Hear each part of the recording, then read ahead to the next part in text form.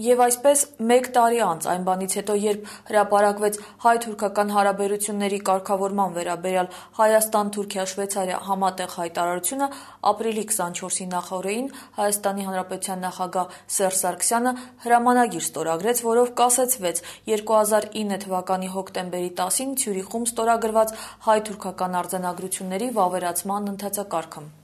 Այս մասին ենք այսօր զրուցելու Գիտությունների ազգային ակադեմիայի Արևելագիտության ինստիտուտի տնօրեն Ռուբեն Սաֆրասյանի և Արարատ ռազմավարագիտական կենտրոնի ղեկավար Արմեն Այվազյանի հետ։ Պարոն Սաֆրասյան, նախագահի ուղերձը, որով ազդարարվեց, թե ողջամիտ ժամկետները Հայաստանի կարծիքով սպառված են, ավարտվել են, ընդդիմախոսները անվանեցին կիսաքայլ, պնդելով, թե Հայաստանը պետք է ընդհանրապես դուրս գար գործընթացից եւ այս կապակցությամբ ընդդիմախոսների մեկ այլ դիտարկումն է, թե նախագահին եւ կոալիցիային մեկ տարի պահանջվեց հասկանալու համար, որ Թուրքիան խոսում է նախապայմանների լեզվով։ Ինչպես եք վերաբերվում այս հակափաստարկներին։ Առաջին ասեմ, որ ստեղծված իրադրության մեջ, որը իրապես փակուղային իրադրություններ, գործընթացից դուրս գալը միանգամայն տրամաբանական էր եւ սպասվող քայլ էր։ Երկրորդը, իմ կարծիքով փաստաթղթերը, ես դա բազմիցս ասել եմ արձանագրությունները, որպես այդպիսին նախապայմաններ չեն պարունակում։ Ուղղակի նախապայմաններ սկսեցին առաջ քաշվել թուրք ղեկավարների կողմից արձանագրությունների ստորագրելուց հետո, որը պիտի ենթադրել, որ մաս էր կազմում այն դիվանագիտական քայլերի, որ մշակվել էին Թուրքիայի կողմից։ Եվ ըստ էության այդ հնարքը, այսպես բնութագրենք, թուրքական դիվանագիտության իմ կարծիքով չհասավ իր նպատակին եւ Հայաստանը զիջումների չգնաց այդ նախապայմանների տարափին ներքո եւ դրանով էր պայմանավորված, որ հայտնվեց գործընթացը փակուղում։ Կա նաև գործընթացի կասեցումը բացասական գնահատող հայտարարություններ, թե Հայաստանը պարտավոր էր հարգել իր պարտավորությունները անկախ Թուրքիայի վարքագծից եւ Հայաստանը պարտավոր էր վավերացնել արձանագրությունները, դա միակ ճանապարհը կլիներ նաև Թուրքիային զրկելու, խուսանավելու հնարավորությունից։ Պարոն Այվազյան, դուք ինչպես եք վերաբերվում այս հակափաստարկներին։ Ես դա հակափաստարկ չեմ էլ համարում եւ հարգել չեմ համարում մեկնաբանալու այդպիսի անլուրջ փաստարկները։ Ինչ վերաբերում է ձեր նախորդ հարցին, կես քայլեր, թե ամբողջական քայլեր, այստեղ էլ ցավոք սրտի սա քայլ չէր, ոչ էլ կես քայլ էր։ Այստեղ ընդամենը արձանագրվեց ֆուտբոլային դիվանագիտության կռախը, արձանագրվեց ներկա կացությունը, որովհետև Թուրքիան արդեն իսկ կասեցրել էր այդ գործընթացը, պայմանավորելով այն իր լրացուցիչ նախապայմաններով։ Հայաստանն էլ էր կասեցրել ազգային ժողովի նախագահի մակարդակով նշելով, թե մենք միայն Թուրքիայից հետո կվավերացնենք։ Ըստ էության սա կասեցում էր։ Դա կասեցում չէր, որովհետև Թուրքիան արձանագրությունների մեջ ներառելով իր ամենակարևոր նախապայմանները, 3 նախապայմանը, այդ թվում սահմանների ճանաչումը, այդ թվում ցեղասպանության հարցի վերաբերյալ պատմաբանների հանձնաժողովի ստեղծումը եւ նաեւ Լեռնային Ղարաբաղը չակնարկելով այնտեղ կար նաեւ եւս մի կետ, որը այսպես թե այնպես նրանք մեկնաբանում էին որպես Լեռնային Ղարաբաղից զորքերի դուրսբերման վերաբերող մի կետ։ Այս ամեն ինչը ես համաձայն չեմ պարոն Սաֆրասյանի հետ, չի ասվել ստորագրելուց հետո արձանագրությունները, այլ նախքան ստորագրումն է բազմիցս Թուրքիայի ղեկավար գործիչները, այդ թվում վարչապետը, արտգործնախարարը եւ մյուս քաղաքական ուժերի ներկայացուցիչները հայտարարել են իրենց նախապայմանների մասին եւ Լեռնային Ղարաբաղի վերաբերյալ եւ Ցեղասպանության վերաբերյալ։ Պարոն Սաֆրասյան, հարաբերությունների կարգավորման ներկա փուլը սպառված համարելու մասին հայտարարությունը հնարավորություն է տալիս նախնական որոշ ամփոփումներ անել այդ փուլի վերաբերյալ։ Առաջինը, արդյոք հայկական կողմի գլխավոր սխալը այն հավատը չէր, թե Թուրքիան պատրաստ է հարաբերություններ հաստատել առանց Լեռնային Ղարաբաղի հակամարտության կարգավորման։ Գիտեք, առաջինը ես այդտեղ սխալ չեմ տեսնում։ Այդ մեկ եւ երկրորդը դիվանագիտության մեջ հավատ կատեգորիան սովորաբար քիչ է օգտագործվում։ Սովորաբար դիվանագիտության մեջ օգտագործվում են ազգային շահեր կատեգորիա եւ նմանատիպ երևույթներ։ Ես կարծում եմ, որ մտնելով գործընթացի մեջ եւ երկար բանակցությունների, գաղտնի բանակցությունների արդյունքում ստանալով այն արձանագրությունները, որ ստացանք, Հայաստանը կարող էր միանգամայն վստահ լինել, որ այդ արձանագրություններում նախապայմանները, եթե ոչ լրիվ, ապա ըստ էության հասցված էին մինիմումի։ Չմոռանանք, որ 91 թվականից սկսած Թուրքիան մեր առջև դնում է նախապայմաններ։ Եվ այդ արձանագրություններով ըստ էության նա հիմնականում հրաժարվեց այդ նախապայմաններից։ Մասնավորապես ցեղասպանության խնդիրը, ի տարբերություն պարոն Այվազյանի, ես համոզված եմ, որ շրջանցվել է այդ արձանագրություններում, քանի որ ցեղասպանություն բառը չկա։ Սա իհարկե մեծ զիջում էր թուրքերի կողմից։ Զիջում էր ոչ թե մեզ սիրելու համար, այլ ելնելով այն իրադրությունից, որի մեջ հայտնվել էր թուրքական քաղաքականությունը, մասնավորապես Հարավային Կովկասում, մասնավորապես 2008 թվականի օգոստոսյան ռուս-վրացական պատերազմից հետո, երբ Թուրքիան հայտնվեց Հարավային Կովկասից լիովին համարյա դուրս մղվելու վտանգի ներքո։ Եվ իմ կարծիքով դրանով էր որոշ չափով իհարկե պայմանավորված, որ Թուրքիան գնաց այդ արձանագրությունների ստորագրմանը։ Դա մեկ։ Երկրորդ, պատասխանելով ձեր հարցի երկրորդ մասին, ես կարծում եմ, որ այն գործընթացը, որը տեղի ունեցավ արձանագրությունների նախաստորագրումից եւ ստորագրումից հետո առ այսօր, պետք է մենք գնահատենք ավելի սթափ։ Ինչ տեղի ունեցավ։ Ըստ էության, սկզբից Թուրքիան ստորագրեց փաստաթղթեր, որոնցով ինքը հրաժարվեց իր 18 տարի միջև այդ վարած քաղաքականության հիմնական դրույթներից Հայաստանի նկատմամբ, այսինքն նախապայմանների վրա հիմնված քաղաքականությունից, հետո ինքը դրժեց իր իսկ ստորագրությունը ամենապարզ պրիմիտիվ բիրտ ձևով եւ դրանով իսկ մենք ստացանք հետեւյալը։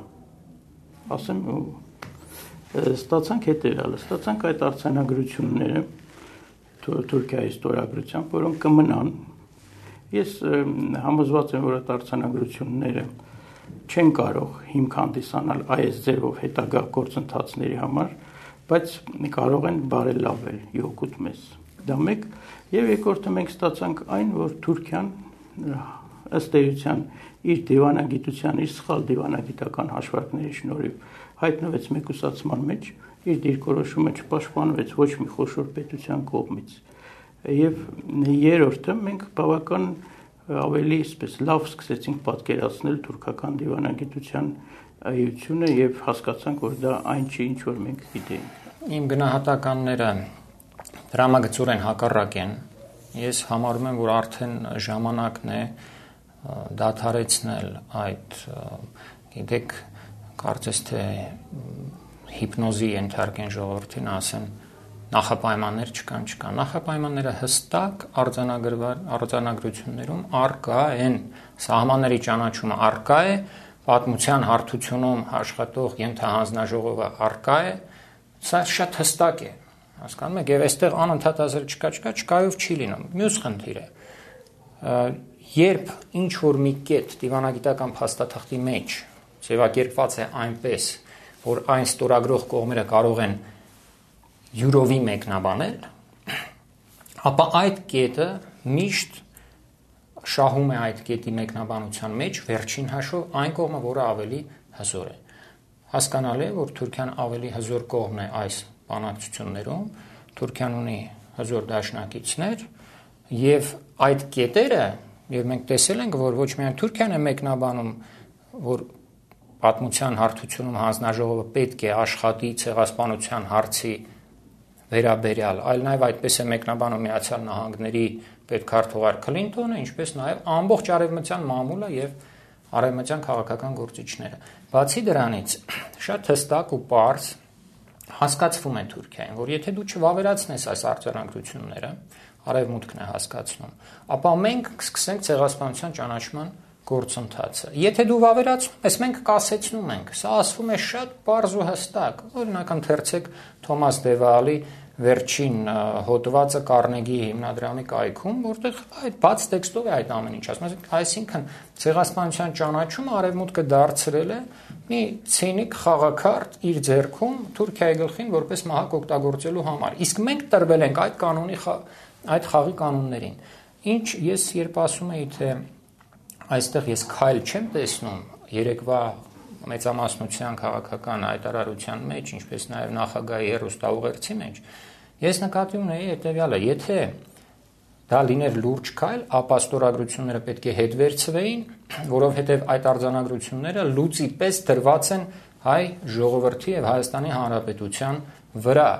Հիմա Թուրքիան հենվելով այդ արձանագրությունների վրա շարունակելու է կուլիսների հետևում լրացուցիչ զիջումների կորզելու փորձը Հայաստանից։ Պարոն Սաֆրասյան, մենք դեռ կխոսենք ձեռքբերումների մասին, բայց մինչև այդ ես ուզում եմ հիշեցնել էլի որպես ձախողում Հայաստանի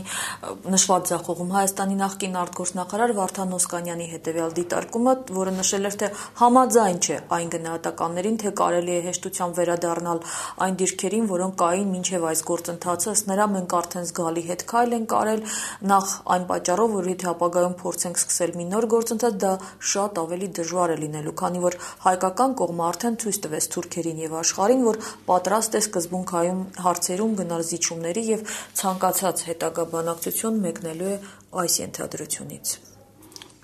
Պարոն Օսկանյանի հետ, ինչպես եւ պարոն Այվազյանի հետ իմ տեսակետները դրամագծորեն տարբերվում են։ Խոսքը բացարձակ ոչ մի զիջումների մասին գնալ չի կարող, ոչ մի զիջում չի եղել եւ չի էլ լինի։ Մանավանդ ցեղասպանության ճանաչման խնդրում, մանավանդ Ղարաբաղի հիմնահարցի կարգավորման խնդրում եւ մանավանդ մեր պատմական ազգային իղձերը իրականացման խնդրում։ Ես ներկա պայմաններում ոչ մի զիջում չեմ տեսնում։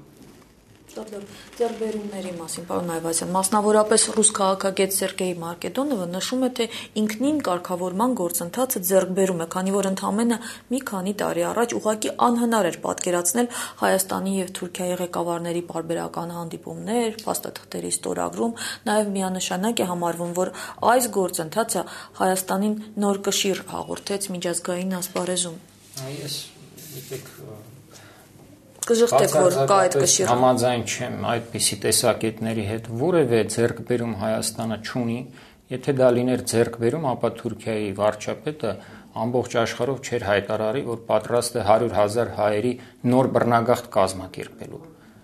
Եվ չէր ստանա համարժեք պատասխան դրանից հետո ոչ Հայաստանի Հանրապետության ղեկավարությունից, ոչ էլ միջազգային համայնքը համարժեք պատասխան տվեց դրան։ Այսինքն այն, թե Հայաստանի Հանրապետությունը նոր կշիռ է ձեռք բերել ինչ որ ավելի շատ են հաշվի նստում, բացարձակապես այդ հայտարարությունից հետո ոչինչ էլ չարվեց։ Դա նշանակում է, որ իսկապես Թուրքիան, եթե ուզենա, կարող է հայության նկատմամբ նոր բռնարարքներ կիրառել։ Այժմ էլ Թուրքիան շարունակում է եւ շրջափակումը, եւ հայկական փոքրամասնության նկատմամբ ճնշումները, եւ տեղեկատվական պատերազմը, եւ ցեղասպանության ժխտումը, եւ Ադրբեջանին ամեն կարգի օգնության մատակարարումը, նրան պատերազմական նախապատրաստությունների գործում։ Իսկ մենք տեսնում ենք, որ այս գործընթացին զուգընթաց պատերազմի հավանականությունը աճել է Ադրբեջանի ագրեսիվ մոտեցումները աճել են, սա ինչի մասին է վկայում, սա ձեռքբերումների մասին միթե կարող է վկայել, ոչ, սա լուրջ քայլ չէր երեկվա նորից վերադառնալով այդ հարցին, եթե լուրջ քայլ լիներ, ապա սխալները ընդունելու գոնե չնչին մի քայլ կարվեր, այն պաշտոնյաները, որոնք պատասխանատվություն են կրել ֆուտբոլային դիվանագիտության խայտառակ ընթացքի համար, պատասխանատվության կենթարկվեին գոնե առնվազն փորձ կարվեր։ Իսկ երեք ես համարում եմ, որ սա Հայաստանի Հանրապետության ղեկավարությունը փորձում է վերականգնել հայության զանգվածների, հատկապես սփյուռքահայության զանգվածների լիովին խաթարված վստահությունը իր նկատմամբ, իր վարած հայկական հարցում իր վարած քաղաքականության նկատմամբ, բայց կարծում եմ, որ շատ ուշացած է եւ որպեսի հայությունը հավատա, նորից պետք է ռեալ քայլեր արվեն եւ կադրային բնագավառում, եւ քաղաքականության բնագավառում, եւ դիվանագիտության բնագավառում։ Արդյոք որպես ձեռքբերում, պարոն Սաֆրասյան, կարելի է նշել այն, որ կարգավորման այս փորձի ընթացքում նախագահը միաժամանակ նաև խոսում էր ցեղասպանության միջազգային ճանաչման, դատապարտման եւ անհրաժեշտության մասին եւ հավելյալ ուշադրություն կարելի ասել սևեռեց միջազգային հանրության։ Ձեր հարցին պատասխանին անցնել ուղղակի ճշտման կարգով հիշեցնեմ, որ հայերին, այսպես ասած, աշխատանքային միգրանտներին, հայերին Թուրքիայից վտարելու մասին առաջին անգամ խոսել են դեռևս 10 տարի առաջ Թուրքիայի ղեկավարները։ Պես որ սա կապել արձանագրությունների պատասխան չի տրվել, բայց կապել արձանագրությունների դες այստեղ ոչ մի հիմք չեմ տեսնում։ Այսինքն եթե նախկինում կոտորել են, հիմա էլ կարող են կոտորել։ Հիմա այստեղի ունենում ֆուտբոլային դիվանագիտության ընթացքում, որը իբր ներկայացվում է ձեռքբերում, որը իբր ներկայացվում է մեղմացում հարաբերությունների մեջ, եւ այդ մեղմացման ընթացքում արվում են այսպիսի հայտարարություններ։ Եվ ոչ միայն արվում են, մեղմացման մասին ոչ ես եմ խոսել, ոչ ոք չի խոսել։ Մարկեդոնովն է խոսել։ Դուք եք խոսել, շատերն էլ Հայաստանի Թուրքիայի վերլուծաբանական դաշտում այնպիսի հայտարարություններ եղել են, բայց առաջինը ես ինքս պատասխան տալիս եմ, ես ինքս մեղմացման մասին Թուրքիայի դիրքորոշման առումով Հայաստան նկատմամբ նման դիտարկումների ես երբեք հեղինակ չեմ եղել, որտեղ փաստ չկա, եթե փաստեր լինեին, ես մեծ ուրախությամբ Հայաստանի տեղեկատվական դաշտում շատ հաճախ այնպիսի արտառոց բաներ էին պատահում, ինչպես օրինակ Հայաստանի Հանրապետության հանրային հեռուստաալիքով այն հաղորդումը, թե խնձորենին սեպտեմբերին ծաղկեց գյուլի գալու կապակցությամբ։ Հասկանում եք, այսպիսի զառանցանքները վտանգավոր եւ շիզոֆրենիկ քաղաքական գիտակցության արդյունք են արդեն կամաց։ Ինչ էր նշանակում ֆուտբոլային դիվանագիտության ընթացքում անցյալ տարվա փետրվարին Հայաստանի Հանրապետության վարչապետի առաջարկությունը Թուրքիային, որը հետո կրկնեց եւ նաեւ էներգետիկայի նախարարը բազմիցս, որ մենք ուրախ կլինենք, եթե Թուրքիան գա եւ մասնակցի հայկական նոր ատոմակայանի կառուցմանը, հետո ասեցին, չէ, կառուցմանը չէ, կարող է բաժնետեր դառնալ։ Սա ինչ է նշանակում։ Սա նշանակում է, որ հայկական վերնախավը քաղաքական առհասարակ չի պատկերացնում Թուրքիան ինչ է եւ շփոթության մեջ է մատնում, ինքը արդեն շփոթված է ամբողջությամբ, սկսում է շփոթության մատնել ամբողջ հայ ժողովրդին, մղելով նրան ապաթիայի, մղելով նրան շիզոֆրենիկ քաղաքական ինչ-որ գնահատականների։ Թուրքիային քո գլխավոր ողերին թշնամուն ռազմավարական հրավիրում ես քո ռազմավարական համար առաջին օբյեկտի շինարարությանը եւ այսօր որևէ մեկը պատասխանատվության չի կանչում վարչապետին եւ էներգետիկայի նախարարին եւ չի ասում այդ ում էիր դու հրավիրում ահա այսպիսի Որպես ճշտում էլի դա եղել է փետրվարին, ինչպես պարոն Այվազյանը եւ գարնան ամիսներին մինչեւ մայիս շարունակվել է։ Այսինքն մինչեւ ֆուտբոլային, այսպես կոչված ֆուտբոլային դիվանագիտության սկիզբ, էլի կապել ֆուտբոլային դիվանագիտության հետ, ամեն ինչ գցել դրա վրա, ինձ թվում է չարժե։ Դիվանագիտություն ասելով մենք սեպտեմբերը նկատի չունենք, սովորաբար հասկանում են այդ տերմինի, այլ մինչեւ այսօրը, կարծում եմ մինչեւ գոնե Անցյալ տարի ապրիլից սկսեց Ինչեւ այսօր ապրիլի 23 Վերադառնալով հարցի, որին ես հիմա մի բան էլ կհավելեմ, վերջերս նախագահը խոսեց հայկական Նյուրնբերգից, ես կուզենայի, որ համառոտ նաև այս մասին, իսկ ինչ է արվել ընդհանրապես Հայաստանի իշխանության կողմից, որպեսզի ցեղասպանություն կազմակերպած ուժերի համար իրոք լինի մեր հայկական Նյուրնբերգը։ Սա շատ կարևոր հարց է, եւ այս հարցի պատասխանը ցավոք սրտի իմ կարծիքով դեռևս մենք չունենք, որտեղ ըստ էության նման աշխատանք Հայաստանում չի արվել եւ պետք է արվի, պետք է սկսել աշխատանքները, որը շատ բարդ աշխատանքներ պիտի լինեն եւ կպահանջեն ողջ հայության հոգեվոր, ինտելեկտուալ, մասնագիտական ուժերի լարում, ոչ միայն Հայաստանի, այլ նաեւ Սփյուռքի։ Եվ նաև ես կարծում եմ պետք է ներգրավեն այդ բնագավառի, այսինքն միջազգային իրավական դաշտի լավագույն մասնագետներ արտասահմանցի։ Սա լուրջ աշխատանք է, պետք է, ինչպես ասում են, 7 հանգամ մենք հաշվարկենք, հետո մի քայլ անենք։ Եվ Հայաստանը պետք է հանդես գա այստեղ նախաձեռնող եւ կոորդինացիոն կենտրոն։ Ես հանդիսանալով ցեղասպանության 95-ամյակի հետ կապված միջոցառումների կառավարական հանձնաժողովի անդամ կարող եմ ասել, որ վերջին նիստում որոշում ընդունվեց, որ նման ինչ-որ մի հանձնաժողով պետք է ստեղծվի, որը ես կարծում եմ փոքր քայլ է, որտեղ դա շատ մեծ աշխատանք է լինելու, բայց ճիշտ ուղղությամբ։ Այնպես որ իմի բերելով իմ ասածը, ընդգծեմ, որ այո, դա պետք է լինի ողջ հայության, Հայաստանի եւ ողջ հայության հիմնական նպատակը հասնել այն բանի, որ Թուրքիան ոչ միայն դատապարտվի քաղաքականապես իր գործած հանցագործության համար, այլ նաև սկսի հատուցման փուլը։ Գիտեք, ասել, խոսել հայկական Նյուրնբերգի մասին եւ անել 20 տարվա ընթացքում ճիշտ հակառակը։ Որտեւ այսօրվա նախագահը ինքն էլ է գտնվել իշխանության մեջ վերջին 20 տարվա վերջին գոնե 2 տասնամյակի ընթացքում։ Ոչինչ չի արվել եւ ոչ միայն չի արվել, արվել է հակառակ աշխատանքը։ Օրինակ, եթե պահանջում ես մի երկրից փոխհատուցում, Նյուրնբերգը դա է, փոխհատուցում է եւ պատիժ։ Չի կարելի այդ պետության ղեկավարին հրավիրել Հայաստանի Հանրապետություն։ Չի կարելի այդ պետության զինվորականներին հրավիրել Հայաստան մասնակցելու այստեղ զորավարժությունների, ինչպես եղավ 2003 թվականին արդեն Ռոբերտ Քոչարյանի օրոք։ Չի կարելի, ինչպես արեց Լևոն Տեր-Պետրոսյանը, հանդիպել թուրքական ֆաշիստների ղեկավարին եւ ինչ-որ քննարկումներ անել։ Իհարկե, չեն կատարվել, ես ինքս բազմիցս գրել եմ, որ պետք է վաղուց Հայաստանի անկախության սկզբնավորումից ի վեր ստեղծվեին այդպիսի հանձնաժողովներ, որոնք աշխատանք կատարեն ոչ միայն իրավաբաններ ներգրավելով, այլև պատմաբաններ, ազգագրագետներ, դիվանագետներ եւ այլն։ Եվ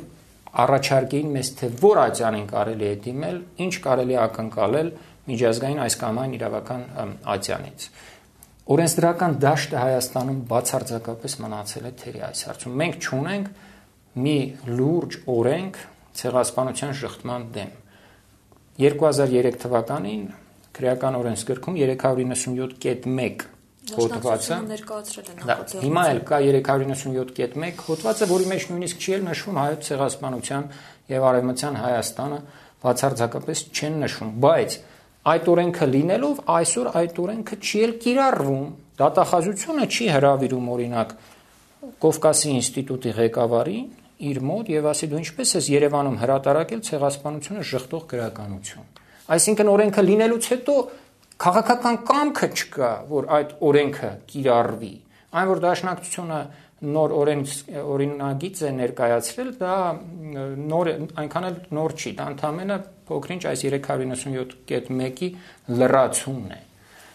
Քաղաքական սխալ գնահատականներ չի կարելի տալ Թուրքիայի ղեկավարներին եւ Թուրքիայի քաղաքական կուրսին, եթե մենք ուզում ենք ունենալ Նյուրնբերգ։ Շնորհակալ եմ մեր հրավերը ընդունելու համար։ Հիշեցնենք, որ տեսակետների խաչմերուկում այսօր հանդիպեցին Արարատ ռազմավարագիտական կենտրոնի ղեկավար Արմեն Այվազյանը եւ Արևելագիտության ինստիտուտի տնօրեն Ռուբեն Սաֆրասյանը։ Հաղորդումը վարեց Աննա Իսրայելյանը։